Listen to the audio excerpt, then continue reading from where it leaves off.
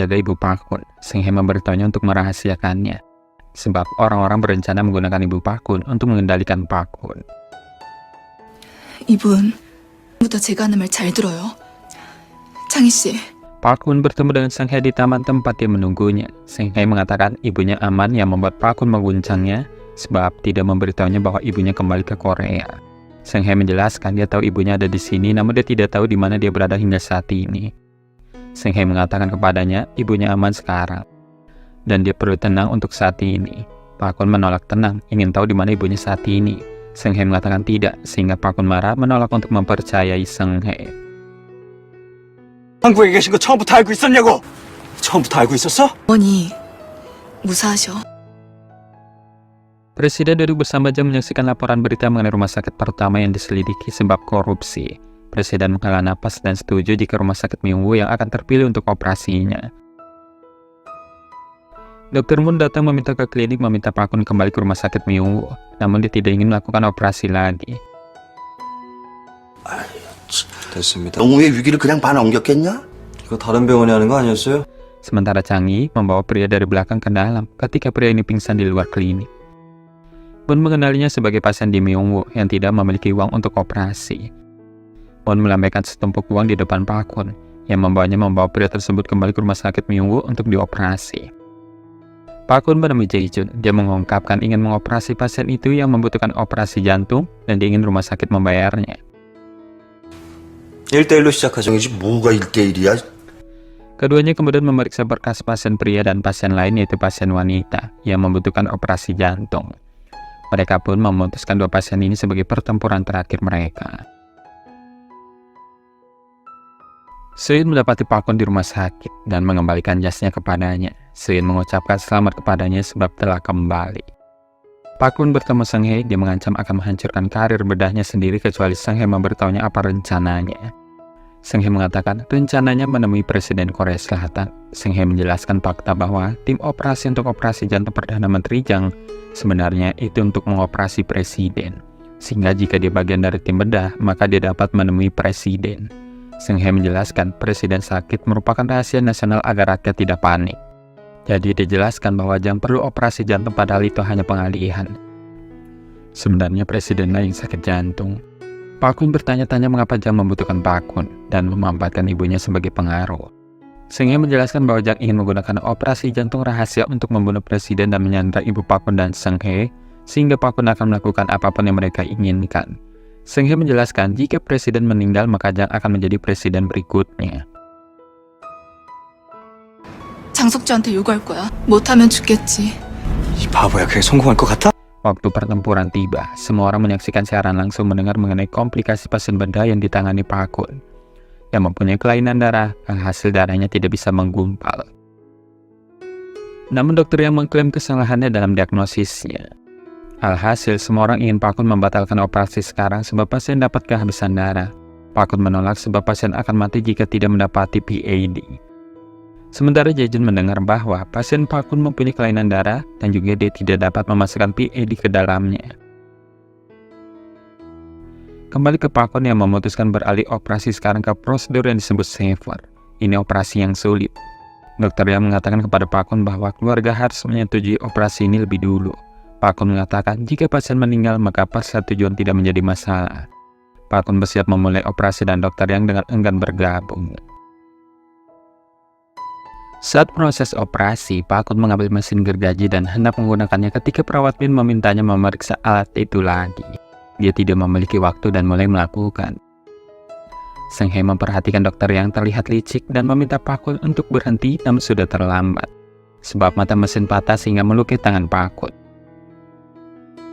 Namun Pak Kun melanjutkan operasi dan meminta mata gergaji lain yang kemudian mulai menggergaji tulang rusuk.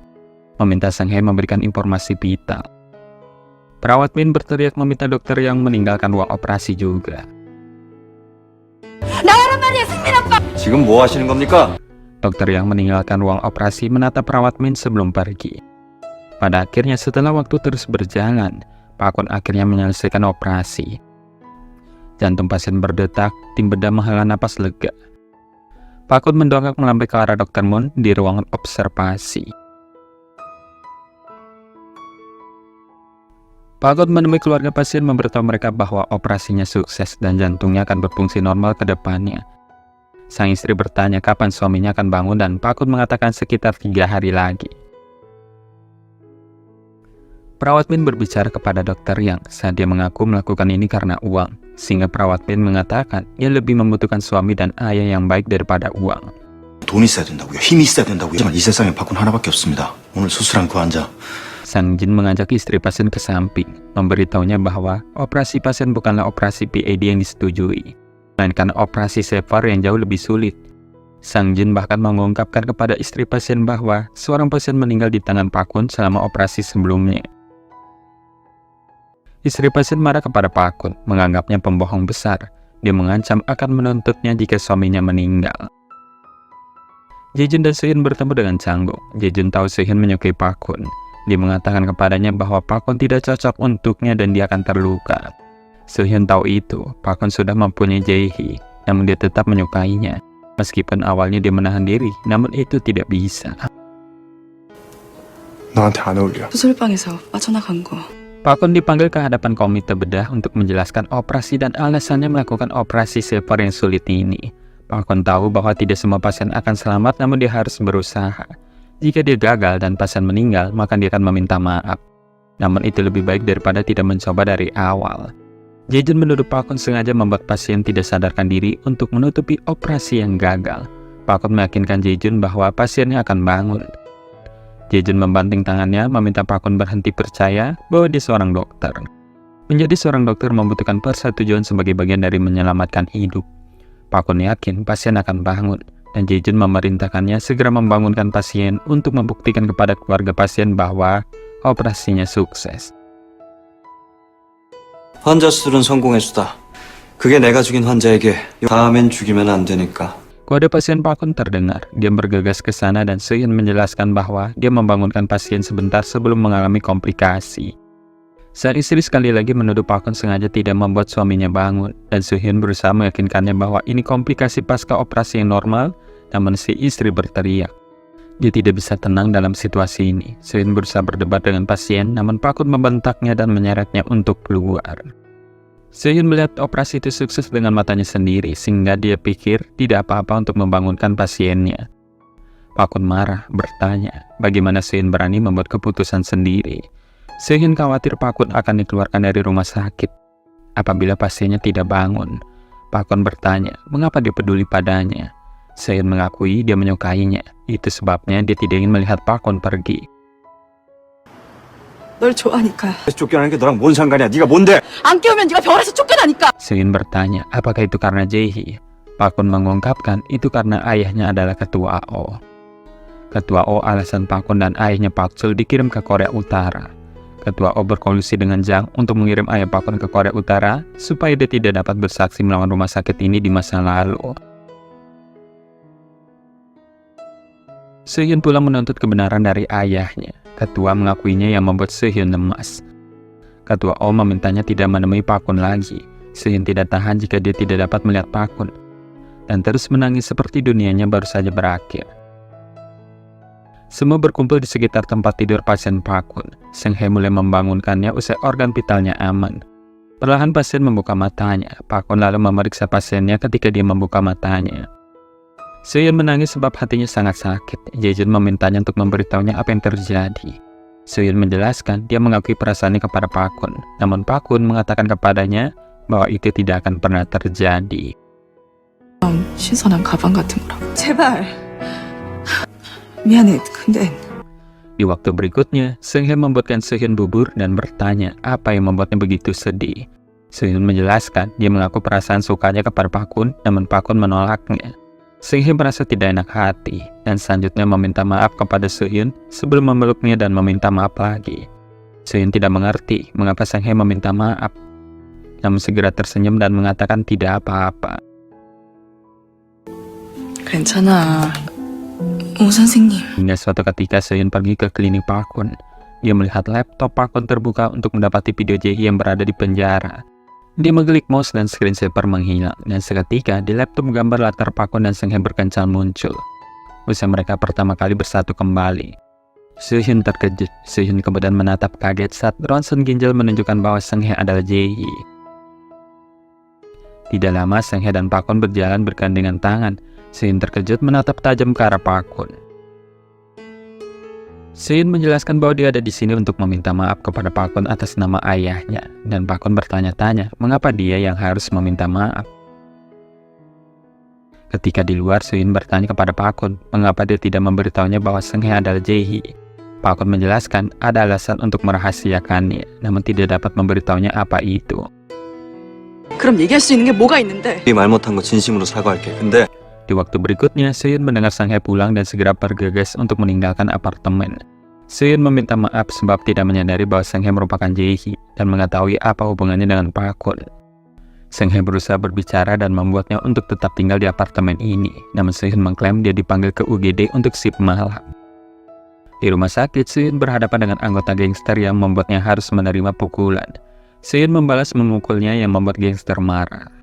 Namun tidak lama Park Kwon datang untuk memukul gangster itu lagi. Saat ketegangan mulai terjadi, bos gangster muncul untuk menyelesaikan situasi. Dia meminta pasukannya itu meminta maaf kepada Park Kwon. Usai ini, Soo-hyun berbicara dengan Park Kwon. Soo-hyun bertanya mengapa dia memperlakukannya seperti orang idiot. Soo-hyun mulai menangis dan Park Kwon menariknya dalam pelukannya dan menghiburnya. Park Kwon meminta maaf dan menepuk punggungnya. Seung-hae menghubungi Jang untuk rapat dan mengungkapkan dia memberitahu Park Kwon bahwa operasi itu ditujukan kepada presiden. Jang memarahinya sebab mengungkapkan rahasia besar, namun Seung-hae mengatakan rencana mereka adalah salah sejak awal. Jang bertanya apakah Seung-hae memindahkan ibu Park Kwon, dan sikap diam Seung-hae jawabannya. Seung-hae meminta agar Jang mengganti ahli bedahnya dengan Jae-jun. Keahliannya akan diterima presiden dan usai presiden pingsan, maka Seung-hae akan menangani sisanya. Satu-satunya persyaratan Seung-hae yaitu Park Kwon dan ibunya dijamin keselamatannya. Jang mempertanyakan mengapa Park Kwon terus dibela. 네가 판단하는 문제가 아니야. 네가 지금 제정신이야? 대통령을 수술한다고 말해. Kim menjelaskan kepada Jang bahwa presiden yang tidak sadar bisa dengan mudah meninggal usai operasi. Jika presiden meninggal, maka masa jabatan Jang sebagai presiden sementara akan singkat. Rencananya mengharuskan presiden tidak sadar guna waktu yang lama, sehingga Jang memiliki waktu mengatur pembicaraan utara dengan selatan, dan karena itu mendapatkan pujian untuk memenangkan suara. Selanjutnya, kamera Cha dan Park Kwon berbicara di pedesaan. Cha mengungkapkan bahwa Jang kini telah memutuskan bahwa Park Kwon tidak akan menjadi bagian dari rencana Jang. Cha menyalahkan Park Kwon atas nasibnya yang hampir mati usai pengkhianatan Park Kwon. Namun dia bertahan hanya dengan satu keinginan, yaitu membalas dendam kepada Park Kwon secara pribadi, yang menyebabkan dia seperti ini. 그런 놈한테 다시 네 목숨을 걸어. 이놈이 날 배신하고 여기까지 참 오래 걸렸어. Cha mengeluarkan senjata bersiap untuk menembak, namun justru kamera Cha ditembak dari belakang oleh sekretaris Kim, dan Cha jatuh dari pagar menuju danau. Sekretaris Kim berbicara dengan Park Kwon, mengatakan bahwa mulai sekarang semua yang dilakukan Seung-hae untuk menjaga dia dan ibunya tetap aman. Park Kwon mengkhawatirkan Jae-hee dan mendengar bahwa dia akan bergabung dengan tim Jae-jun mulai sekarang. 벌건대나서 이게 무슨 짓이야? 이런 식으로 다시 만날 줄은 몰랐군. Park Kwon mendengarkan Jae-hee yang menjelaskan dia melakukannya sendiri untuk ibu Park Kwon. Jika dia melakukan operasi dan sesuatu terjadi usai itu, maka tidak ada yang merawat ibunya. Jae-hee meminta agar tidak mengkhawatirkannya. Usai dia melihat ibunya lagi, Park Kwon harus hidup baik dengannya. Jae-hee akan datang mencarinya usai misi selesai. Kim memberitahunya selama ini dia yang telah menyelamatkan Park Kwon dari kejadian penembakan di Budapest, dan juga telah merawat ibu Park Kwon selama 20 tahun terakhir. Sekretaris Kim memintanya untuk memilih bersembunyi dengan aman atau menentang keinginan Jang dan terus menempatkan dirinya dan ibunya dalam kondisi bahaya. Park Kwon merenungkan pilihan ini yang sama buruknya. Jae-jun menemui ketua O untuk menjelaskan bahwa dia mempunyai pasien operasi jantung serupa yang dijadwalkan untuk operasi, dan kini pasien lain masuk. Jadi kini ada 2 pasien serupa yang dapat digunakan untuk pertempuran keempat dan yang terakhir.